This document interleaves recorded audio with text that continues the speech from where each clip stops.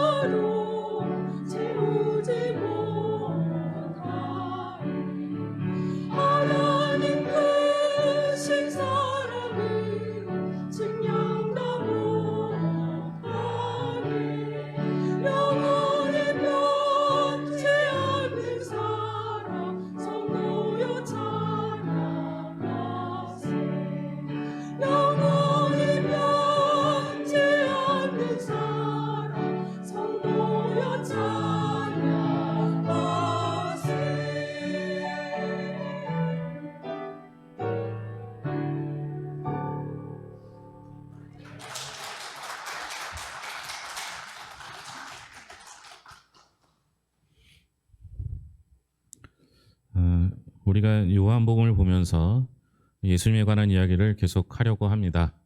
3월 내내 아마 하게 될 것 같은데요. 여러분, 예수님이 어떤 분이신지를 요한복음에 스스로 밝히신 것이 제일 많습니다. 그래서 요한복음을 꾸준히 묵상하시면서 예수님에 관한 이야기를 들으시고, 또 가능하면 동영상이 홈페이지에 올라가 있으니까 자꾸 반복해서 들으시는 건 좋은 것 같습니다. 잘해서 들으라는 게 아니라 거기서 예수님에 대한 생각들을 좀 가지실 필요가 있어서 그렇습니다. 뭐든지 반복은 중요합니다. 공부도 반복을 잘하는 사람이 공부를 잘하는 거고, 운동도 반복을 잘하는 사람이 운동을 잘하는 거예요. 대부분 작심삼일을 이야기하는 건 왜겠습니까? 반복이 그만큼 어렵다라는 겁니다. 성경에도 반복되는 이야기들이 있어요. 특별히 사복음서는 반복된 이야기들이 나오는데, 그 중에서 사복음서에 모두가 나오는 이적은 딱 하나밖에 없습니다. 그게 바로 우리가 잘 아는 오병이어의 사건입니다. 오병이어는 유일하게 사복음서 모두 기록된 이적입니다. 저희 학교 다닐 때는 이게 시험에 100% 나왔죠. 사복음서에 모두 나오는 이적은 무엇입니까? 그리고 몇 장에 나옵니까? 이렇게 물어보거든요. 저희들은 외워요. 그러니까 14, 6, 9, 6 이렇게 외웁니다. 마태복음 14장, 마가복음 6장, 누가복음 9장, 요한복음 6장 이렇게 외웁니다. 별걸 다 외우는 것 같죠? 근데 이게 얼마나 외웠으면요, 30년 전에 외운 게 이제 익숙해 있잖아요. 그러면 왜 사복음서 모두 이렇게 기록하고 있을까? 그 내용이 중요하기 때문에 그렇습니다. 그래서 오병이어의 사건을 좀 살펴보고, 또 요한복음만 특별하게 다루는 것이 무엇인지를 좀 알 필요가 있을 것 같습니다. 마태, 마가, 누가복음은 이 사건을 보여주는데요. 예수님이 무리를 보십니다. 그러니까 말씀을 들어오는 그 무리들을 향하여 불쌍히 여기시는 마음을 가지고 시작을 하십니다. 그래서 제자들에게 너희가 먹을 것을 주라, 이렇게 말씀하시죠. 예수님이 주라면 주면 되는데 제자들은 어떻게 합니까? 계산을 하기 시작합니다. 특별히 요한복음에서는 빌립이, 예수님께서 빌립에게 시험을 하시려고 그에게 물으시죠. 어디서 이들에게 먹을 것을 구해 주어야 하느냐라고 묻습니다. 근데 어디서라고 물어봤으면 구할 데가 없습니다, 또는 어디서 구하면 됩니다 라고 대답하면 되는데, 뭐라고 해요? 조금씩 거두어도 이들을 먹이려면 200데나리온이 부족합니다, 이렇게 얘기해요. 동문서답이죠. 예수님께서 어디서 구해냐라고 묻는데 빌립은 계산하고 따지고 돈이 부족합니다, 이렇게 얘기합니다. 요한복음에 보면 안드레가 아이의 작은 도시락 하나를 들고 와서 이게 있는데 이거 가지고 뭐가 되겠습니까? 라고 이야기를 합니다. 그러나 예수님께서는 그 도시락을 받아들고 제자들에게 이 무리들을 50명씩 무리지어 앉게 하라, 이렇게 이야기를 하죠. 그리고 그들에게 떡을 떼어 축사하시고 나누어 주셨습니다. 거기에 모인 무리들이 배불리 먹고 남는 게 있어요. 예수님께서 버리지 않도록 남은 것을 거두라 하셨더니 얼마나 남았습니까? 12광주리, 12광주리가 남았습니다. 먹었으면 됐지 남는 걸 또 이렇게 우리는 많이 따지죠. 근데 이 12도 사실 의미가 있습니다. 이스라엘은 이제 숫자에 의미를 두는데요. 3, 4, 7, 12. 이게 완전수예요. 그래서 3 더하기 4인 7, 그리고 12는 12지파를 뜻하거든요. 그래서 12광주리가 남았다는 건 풍성하다, 이런 의미라고 보시면 됩니다. 어쨌든 공관복음서, 세 복음서에 공통적으로 나타난 모습을 정리해 보면 이와 같습니다. 예수님은 긍휼하시다. 예수님께서 그 무리들을 보고 불쌍히 여기시는 마음으로 시작하시거든요.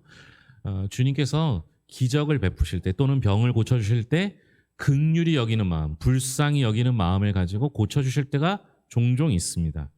주님께서는 항상 우리를 그렇게 바라봐 주십니다. 우리를 불쌍히 여기시고 사랑의 눈으로 우리를 봐주십니다. 그래서 주님은 우리의 목자가 되시는 거예요. 이들이 모인 곳은 광야입니다. 광야에서 모였다라고 표시되어 있는데요. 그런데 무리들을 떼어서 50명씩 나누어 앉게 했더니 그곳이 어떤 곳이, 그곳에 어떤 일이 있었느냐, 그 자리가 어떤 자리였느냐, 그곳이 잔디가 있다고 합니다. 여러분, 광야에서 잔디가 나는 거 보신 적 있어요? 제가 이스라엘 갔을 때 보아스의 뜰을 한번 가봤거든요. 보아스의 뜰이라고 별게 아무것도 없어요. 그냥 언덕배기에 그 광야, 그 사막 같은데 풀이 조금씩 이렇게 나 있어요. 그런데 보아스의 뜰이래요. 뭐 대단한 게 아무것도 없어요. 광야는 그런 곳이에요. 그런데 그런 곳에 앉혔더니 그곳에 잔디밭이 있더라. 이것은 시편 23편의 모습을 연상시키게 합니다. 푸른 초장으로 인도하신다. 그곳에서 먹이시고 입히시고 쉬게 하시는 하나님의 은혜를 경험케 하기 위한 모습일 수 있습니다. 그래서 주님은 언제나 우리의 목자가 되어주십니다. 또한 주님께서는 그 어린아이의 작은 도시락을 사용하시는 분이라는 거죠. 게다가 직접 하실 수 있음에도 불구하고 제자들을 통해서 일하신다라는 것을 보여주십니다. 남은 것이 12광줄이라는 건 풍성하다, 먹고 남은 게 있다라는 거죠. 그래서 이 본문을 말씀을 가지고 여러분들 그동안 설교를 많이 들으셨을 것입니다. 그 들었던 내용 중에 몇 가지 강조를 하는 것들이 있죠. 첫째는 어린아이의 작은 도시락, 그 작은 도시락이 하나님 앞에 들려질 때 기적은 일어납니다. 그래서 여러분들은 이 어린아이와 같은 작은 도시락을 하나님께 드릴 줄 알아야 합니다. 라고 이야기를 들었죠. 네. 여러분, 이 말이 틀렸다는 게 아니에요. 강조를 도시락에다 두면 우리의 작은 헌신도 하나님께서 사용하실 줄로 믿어요. 그리고 그것이 단순히 그 한 사람을 먹이기 위한 도시락이 아니라 모두를 위한 도시락이 될 수 있다라는 건 틀린 말이 아니죠. 또 제자들을 강조하면 어떻습니까? 여러분, 도시락 하나 가지고 안드레가 와서 이거 가지고 무슨 얼마나 먹일 수 있습니까? 이렇게 묻잖아요. 근데 예수님께서 그 도시락 받아들고 뭐라고 하세요? 무리를 50명씩 지어 앉게 하라. 몇 명이 먹었다고요? 5,000명. 남자 성인만 5,000명. 대략 평균적으로 가족 단위로 봤을 때 3명으로 보면 15,000명 이상일 것이다. 이렇게 보는 거예요. 그러면 50명씩 무리를 앉았는데 그 도시락 하나 갖고 한 무리도 못 먹이거든요. 근데 예수님께서 어떻게 하세요? 축사하시고 떼어 주어서 제자들에게 나눠 주십니다. 여러분, 무리를 50명씩 지어 나눠 앉히는 제자들의 마음은 어떨까요? 도시락 하나밖에 없는데 이 한 무리도 먹이지 못한다니까요. 축사하시고 주시는데 이거 주다가 끊기면 얼마나 욕을 먹겠습니까? 그런데 주님이 주시니까 제자들은 순종하여 그것을 무리들에게 갖다 줍니다. 이게 뭐가 또 연상이 돼요? 가나의 혼인잔치에서 물을 떠다 준 하인의 순종과 비슷해 보입니다. 결국 하나님께서 우리를 사용하실 때 불가능해 보이는 일일지라도 하나님 말씀에 순종하면 기적은 일어납니다. 이런 강조도 들으셨을 거예요. 무엇보다 한국교회가 좋아하는 건 뭐예요? 12강줄이 남은 거예요. 남는 걸 왜 이렇게 좋아하는지 모르겠어요. 그죠? 명절 지나셨잖아요. 명절 때 보면은 음식들을 얼마나 많이 하는지 자녀들한테 바리바리 싸주지 않습니까? 남아야지 마음이 편하신지 그렇게 하시잖아요. 우리는 남는 걸 좋아합니다. 그래서 여러분, 우리도 하나님께 작은 도시락을 드리고 하나님의 말씀에 순종해서 우리 교회도 12강줄을 남깁시다. 이런 얘기도 많이 들어보셨죠? 우리도 남겼으면 좋겠어요. 맨날 남았으면 좋겠어요. 모자란 것보다 남는 게 훨씬 낫지 않습니까? 이 말씀, 제가 지금 강조했던 이 말씀은 충분히 근거도 있고 그렇게 해도 은혜가 됩니다. 틀렸다는 얘기가 아니죠. 그런데 이건 공간복음서에서 하는 얘기고 요한복음은 조금 더 다릅니다. 요한복음 6장 전체가 오병이어와 연결되어 있다라고 보시면 됩니다. 그래서 지난 수요일 날 오병이어 첫 그 사건을 가지고 1절부터 15절 말씀을 가지고 함께 나눴었어요. 여러분 그 오병이어의 사건이 6장 전체를 봤을 때 사실은 3분의 1도 안 되는 거예요. 그러니까 오병이어 사건 이어지는 내용들이 무엇을 말하고 있는가가 요한복음의 핵심이 될 수 있을 거라고 생각합니다. 요한복음 사건 뒤에 긴 설교를 붙이죠. 그리고 이렇게 말합니다. 이는 표적이라. 제가 의도적으로 오병이어를 기적이라고 말하지 않고 사건이라고 자꾸만 이야기를 했어요. 그런 것 같죠? 제가 의도를 보였는데 그 의도를 못 알아채신 것 같아서 오병이어의 사건을 계속 얘기했어요. 왜 그러냐?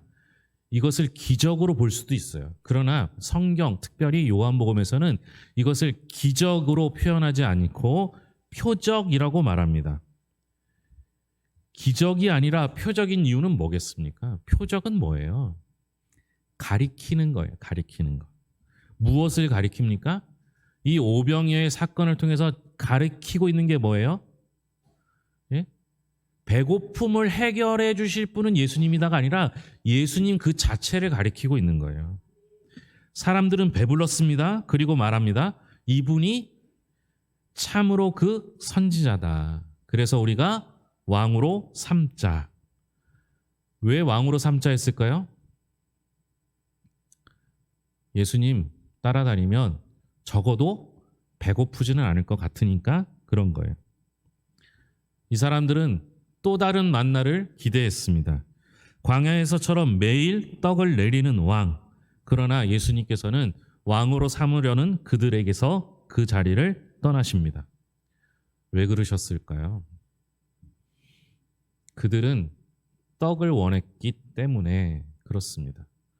예수님을 원한 것은 아니기 때문에 그렇습니다. 예수님께서 다시 만난 무리들에게 뭐라고 말합니까? 너희가 나를 찾는 것은 떡을 먹고 배부른 까닭이라. 그리고 선언하십니다. 나는 생명의 떡이다. 이 말씀은 충격적입니다. 여러분, 예수님께서 뭐라고 말씀하신 거예요? 내가 너희에게 떡을 준다가 아니라 내가 곧 떡이다 라고 말씀하십니다. 이 차이가 뭡니까? 공간복음은 예수님이 무엇을 하셨는지를 보여줍니다. 그러나 요한복음은 예수님이 누구신지를 보여주고 있습니다. 예수님은 공급자가 아니라 그 근원, 그 자체입니다. 여기서 복음의 깊이가 나옵니다. 여러분, 떡을 주는 사람은요, 언제든 대체 가능합니다. 떡을 주는 사람은요, 언제는 예수님이고요, 언제는 다른 사람이 될 수 있고, 또 다른 날은 다른 것으로 얻을 수도 있습니다. 그런데 예수님이 떡 그 자체라면 대체할 수가 없는 거예요. 예수님은 우리 인생의 옵션이 아니라 본질입니다. 만나는 이스라엘 백성들의 광야 40년 동안 그들을 먹이는 도구였습니다. 그런데 만나에는 특징이 있어요. 만나는 매일 내렸습니다. 일주일에 딱 하루를 빼고 매일 내렸죠. 딱 하루는 언제입니까? 안식일이었습니다. 그래서 그것을 안식일에는 만나를 주시지 않았기 때문에 안식일 전날에는 이틀치를 주셔도 됐습니다. 그것을 빼고 나면 나머지는 전부 하루하루 먹을 양만큼을 걷어야 했습니다. 더 노력해서 더 많이 걷어도 소용이 없었습니다. 왜요? 그 다음날 다 썩었기 때문에 그렇습니다. 만나는 하루분의 식량뿐이었습니다. 이스라엘 백성들은 그것을 하늘에서 내려온 양식이라고 생각하고 누군가 또 만나를 줄 것을 기대하고 있었던 겁니다. 그런데 예수님께서는 만나를 주실 분으로 오신 것이 아니라 만나 그 자체, 아니 생명 그 자체로 오셨습니다. 그래서 예수님께서 말씀하시죠. 이 떡을 먹는 자는 영원히 산다. 얼만큼 산다고요? 영원히. 예수님께서는 어린아이의 도시락을 드셨습니다. 그리고 떡을 떼어 축사하시고 떡을 떼어서 나누어 주셨습니다. 이 장면은 무엇과 비슷합니까? 예수님이 6월절 마지막 날 밤에 성만찬, 그 제자들과 함께 했던 최후의 만찬에서 베푸신 성만찬 사건과 비슷합니다. 우리 교회는 성찬식을 행할 때 무교병이라는 것을 생각해서 아무 맛이 나지 않는 작은 전병과 같은 걸 사용하는데요. 어떤 교회에서는 성찬식을 행할 때 앞에서 빵을 하고 그 빵을 찢는 장면을 합니다. 나누기 위해서는 찢어야 합니다. 성만찬은 예수님의 몸을 찢는 것으로 시작합니다. 떡을 떼어 축사하시고 나눠주시기 위해서는 찢는 사건이 필요한 거죠. 성만찬의 사건과 같이 예수님 자신이 생명의 떡이니 자신을 찢어서 나누어 주실 때 모든 사람에게 영원한 생명을 주실 수 있었습니다. 이것은 더불어 십자가 사건을 연상케 합니다. 십자가 사건 속에서 예수님은 자신의 몸을 물과 피를 다 쏟아내시면서 우리에게 생명을 주셨습니다. 그래서 우리는 떡이 필요한 사람이 아니라 예수님 그 자체가 필요합니다. 그래서 예수님은 자신의 몸을 찢겨가면서 자신을 나누어 주셨습니다. 떡은 찢겨야 먹을 수 있고 나눌 수 있습니다. 예수님은 자신을 찢어 나누어 주셨습니다.